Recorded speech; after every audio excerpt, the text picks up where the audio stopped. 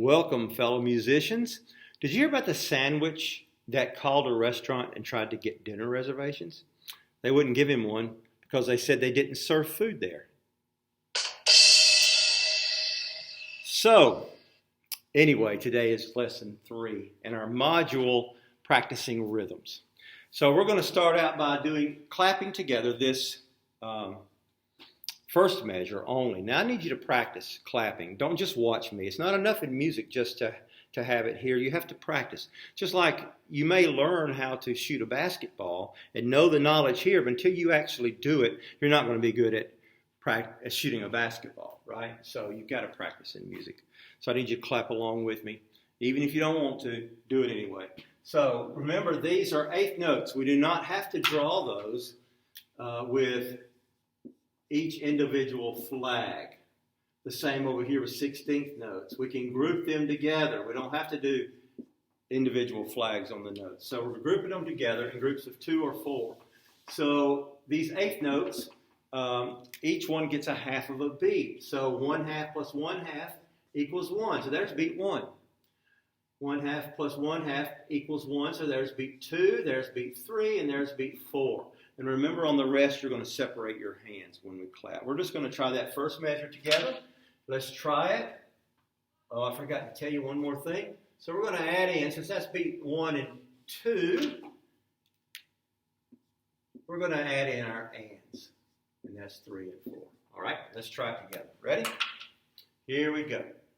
1 and 2 and 3, 4. One more time. 1 and 2 and 3, 4. Okay? Now let's look over here at our 16th notes. We've got, it takes 4 of these to make one beat. So that's beat 1. Now why is that? Because it takes 2 16th notes to make 1 8th note. And 2 8th notes to make one beat. So that's why this is one beat. But all of that is one beat. And so that's beat 1.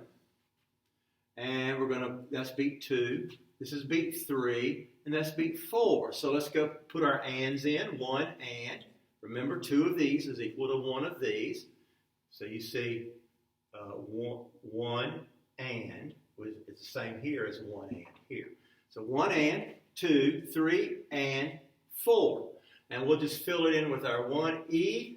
And 2, 3E, and 4. And that's how we're going to clap it and how we're going to count it, okay? So let's try it together. 1E and 2, 3E and 4. All right, let's try it again. 1E and 2, 3E and 4. Right, now we're going to do the whole line together. Make sure you're clapping. And it really helps if you'll count out loud. Students don't like to count out loud. When I took piano lessons as a boy, I hated counting out loud. My teacher used to make me do it, and she did it so I would learn it better. You will learn it better. So do it anyway. Here we go. Ready? 1 and 2 and 3, 4. 1E and 2, 3E and 4. One more time. 1 and 2 and 3, 4. 1E and 2, 3E and 4. All right.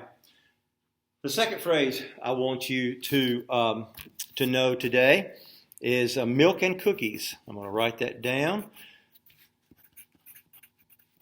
Milk and cookies. All right. Here we go. Now we're going to talk about being tied one note to the other. So when you see a line like this, it actually can mean something else in music. You'll see them sometimes. It's called a slur. For instance, if this note, if we're in the treble clef, that's a C, and that's an E, and you see those notes like that, that is not a tie. It's not the same note. That's a slur. But when they are the same note, there's a C, and there's a C, that means they're tied. You do not play the note again, but you allow the sound to continue. It's not a rest. So you don't stop the sound. You allow it to continue, but you don't strike the note again. Like with a handbell, you wouldn't go. You just would go like that, okay? Now, so this is going to be 1, and 2, and this is 3. So when we clap that, we will not clap again. We will allow that note to continue on beat 3. Separate our hands on beat 4. Let's try that one measure together. I'm going to erase all this. It looks too junky. All right, here we go. Ready, go. 1 and 2 and 3, 4. Again.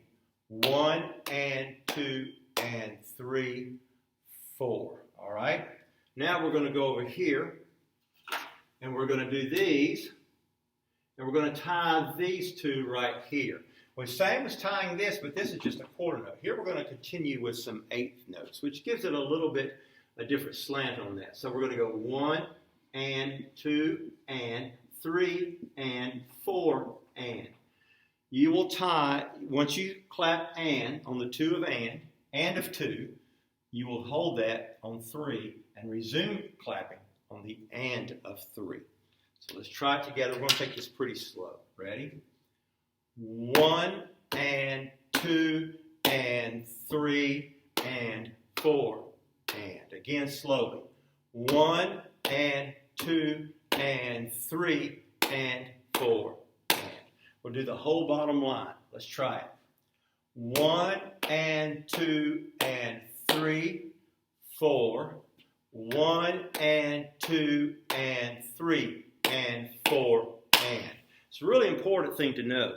I can't say there's nothing that I'm teaching that's not important in music. You have to know how to do this to be a good musician, to be able to read the music correctly. We're going to do the whole thing one more time. Now, the third phrase I want you to know is ham and cheese. Okay, ham and cheese. That's the third thing I want you to know today. Let's do the whole thing one more time. 1 and 2 and 3, 4. 1 E and a 2. 3 E and a 4. 1 and 2 and 3, 4. 1 and 2 and 3 and 4 and. I didn't do that one correctly. I messed up. Let's try that last one more time. 1 and 2 and 3 and 4 and. I'm not going to re-record that. You see my mistakes. I make them sometimes. I make them quite often. It's okay to make mistakes in music. The thing is, that's why we practice. It's okay to make mistakes in practice because we make them. And that's why we practice to get better. So I've been doing this a long time. Still made a mistake. So you see, if I need to practice, I'm sure my students need to practice too. So make sure you're clapping along. Do the quiz and have a good day. Bye.